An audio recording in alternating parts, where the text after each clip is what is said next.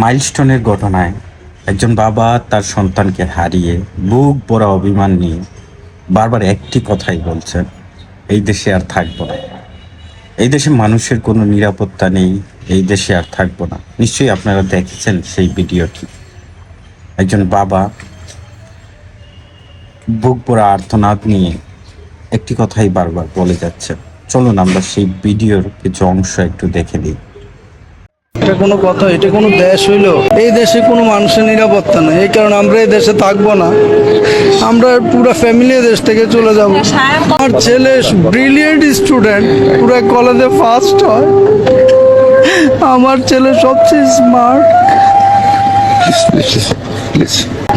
আমরা এই দেশে থাকবো না। এই দেশের পলিটিশিয়ানরা এই দেশটাকে পলিউট করে ফেলছে। আমি অ্যাসিস্ট্যান্ট প্রফেসর, আমার ওয়াইফও কেমিস্ট্রি লেকচারার। আমরা থাকবো না এই দেশে।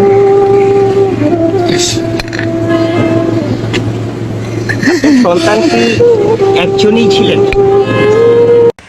যাদের সামর্থ্য এবং যোগ্যতা আছে তারা একদিন এই দেশের প্রতি অভিমান নিয়ে দূর দেশে চলে যাবে, আর যাদের তা নেই, যোগ্যতা সামর্থ্য কিছুই নেই, তারা লড়াই করে বাঁচতে হবে।